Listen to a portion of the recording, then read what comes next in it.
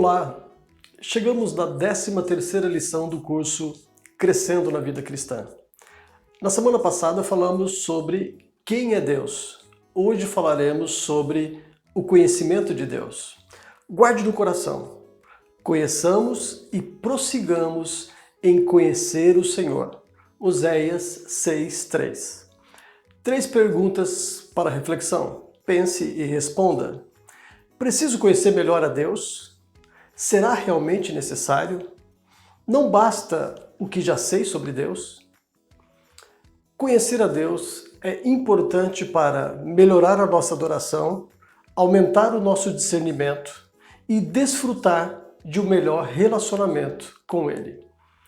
Mas aquele que se gloria, glorie-se nisto, em me conhecer e saber que eu sou o Senhor. Jeremias 9:24.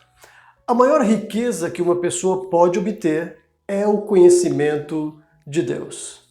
Você se recorda da história de Marta e Maria, as 2 irmãs que Jesus visitou na cidade de Betânia? Enquanto Marta estava atarefada procurando servir a Jesus da melhor forma possível, Maria estava aos pés de Jesus. Marta, incomodada, perguntou: Jesus, o senhor não se incomoda que a minha irmã fique sentada enquanto eu trabalho? Jesus respondeu: Marta, Marta, você está aflita e preocupada com muitas coisas, mas Maria escolheu a melhor parte e esta não lhe será tirada. Esta boa parte, essa melhor parte escolhida por Maria, tem relação com o conhecimento de Deus. Jesus ensinava sobre as coisas celestiais. Charles Spurgeon escreveu aos 20 anos de idade. Charles Spurgeon foi um dos maiores pregadores da história do cristianismo, um pastor britânico do século XIX. Aos 16 anos de idade, ele já pregava. Aos 17 se tornou pastor e aos 20 anos já era um eloquente pregador. Ele era tão eloquente e a sua mente parecia estar tão imbuída da palavra de Deus, havia tão fluidez no conhecimento bíblico dele, que Charles Spurgeon foi apelidado de o príncipe dos pregadores. Ele disse a seguinte frase aos 20 anos de idade, em uma de suas pregações: nada é melhor para o desenvolvimento da mente do que a contemplação de Deus. Trata-se de um assunto tão vasto que todos os nossos pensamentos se perdem na sua imensidão, tão profundo que o nosso orgulho desaparece em sua infinitude. Aquele que pensa com frequência em Deus terá a mente mais aberta do que alguém que apenas caminha penosamente por esse estreito globo. O melhor estudo para expandir a alma é a ciência de Cristo e este crucificado. Palavras de Charles Spurgeon. Conhecer a Deus é importante para melhorar a nossa adoração, aumentar o nosso discernimento e desfrutar de um melhor relacionamento com Ele. Por meio desta lição, dê mais um passo no conhecimento de Deus. Primeiro ponto, a sabedoria de Deus.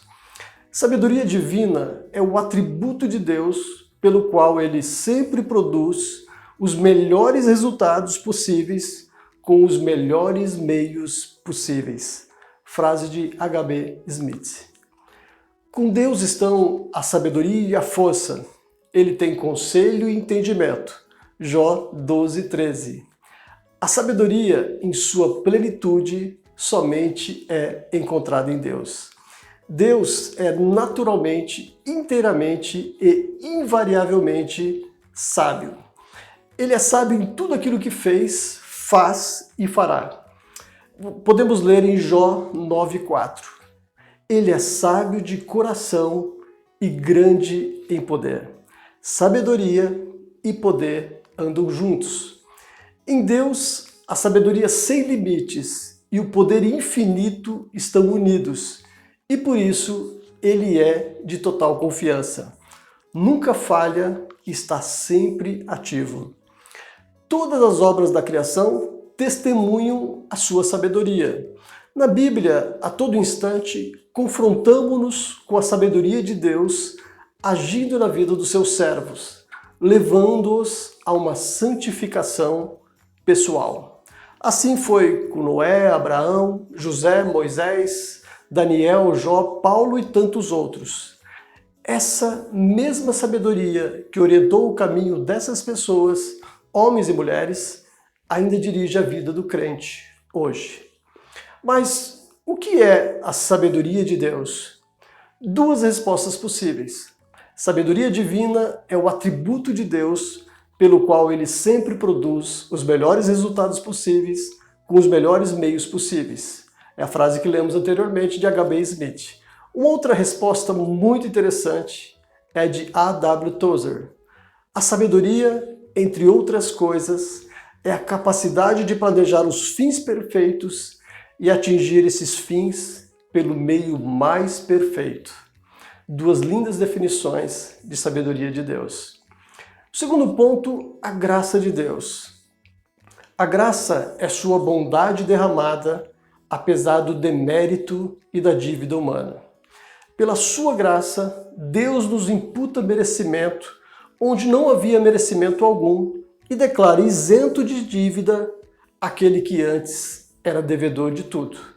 Essa frase também é de A.W. Tozer. Deus fez isso para mostrar nos tempos vindouros a suprema riqueza da sua graça, em bondade para conosco, em Cristo Jesus.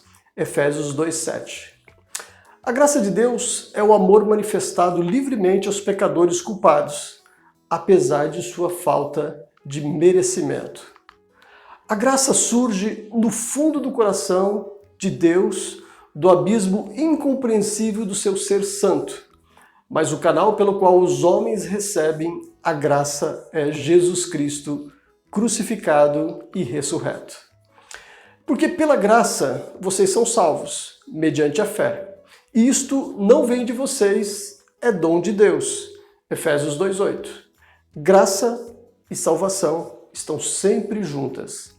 Quando o indivíduo se convence do seu estado pecaminoso, de sua necessidade de salvação, o evangelho da graça chega-lhe como alívio, pois aquele que é juiz se tornou o Salvador. A graça de Deus se manifesta ao homem como fonte de perdão de pecados, Efésios 1:7, como motivo de salvação e como garantia da vida eterna. A origem e a continuidade da fé são dons de graça. Você reconhece a graça de Deus em sua vida? Terceiro ponto, falaremos sobre a fidelidade de Deus. Fiel é Deus, pelo qual vocês foram chamados à comunhão de seu Filho Jesus Cristo, nosso Senhor. Primeira carta de Paulo aos Coríntios 1:9. Quando Paulo escreve que Deus é fiel, significa que ele é constante, não muda, é firme no que fala. Deus é digno de toda confiança e suas promessas não falham. A Bíblia é também o livro das promessas de Deus. Muitas delas já se cumpriram, e as que faltam podemos confiar que serão cumpridas. Escreveu Jeremias em Lamentações 3:23. Grande é a tua fidelidade. O salmista Davi escreveu que a fidelidade de Deus chega até as nuvens. No Salmo 100, lemos que a fidelidade de Deus dura de geração a geração. Isso significa que a fidelidade de Deus é grande, é infinita e é eterna. Você confia em Deus? Você crê que todas as promessas dele serão cumpridas? E a sua fidelidade? Você é fiel a Deus? Em quarto lugar, falaremos sobre a justiça de Deus. Na Bíblia, a justiça de Deus é muito destacada. Deus é justo, ele é o justo juiz. Há muitos versículos que se referem a Deus como juiz.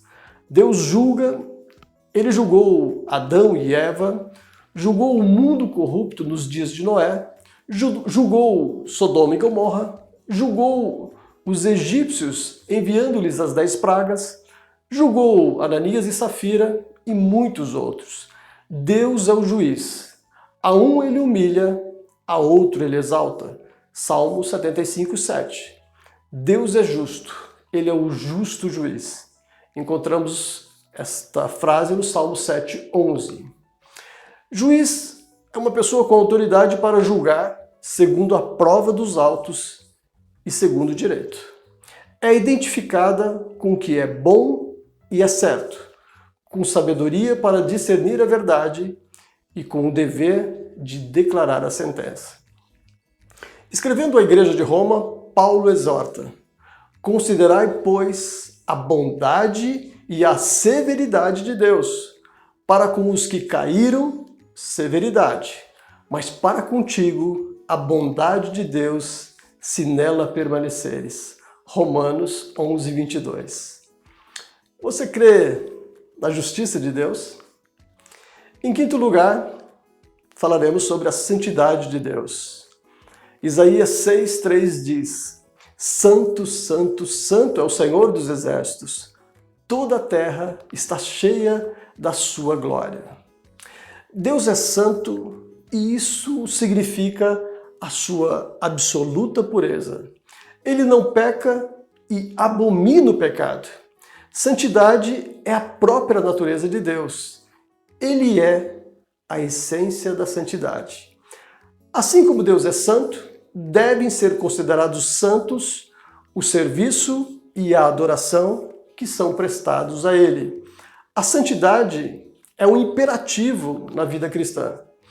Deus disse: sejam santos, porque eu, o Senhor, o Deus de vocês, sou santo. Levíticos 19, 2. Em Hebreus, no capítulo 12, encontramos: procure viver em paz com todos e busquem a santificação, sem a qual ninguém verá o Senhor. Ainda em Hebreus 12, no versículo 10, encontramos: Deus, porém, nos disciplina para o nosso próprio bem, a fim de sermos participantes de sua santidade. Para o cristão, a santificação é pureza de vida. Você anda em pureza de vida? Agora nós podemos voltar às perguntas do início do Pense e Responda. Preciso conhecer melhor a Deus? Será realmente necessário? Não basta o que já sei? Concluímos que conhecer a Deus é a mais urgente prioridade para o homem. Aquele que conhece a Deus poderá apoderar-se desde agora das palavras de Paulo em Filipenses 4, 19 e 20. E o meu Deus, segundo a sua riqueza em glória, há de suprir em Cristo Jesus tudo aquilo de que vocês precisam. A nosso Deus e Pai seja a glória para o todo sempre. Amém. Hoje você aprendeu? Conhecer a Deus é o que há de mais importante na vida. Deus é inteiro e invariavelmente sábio.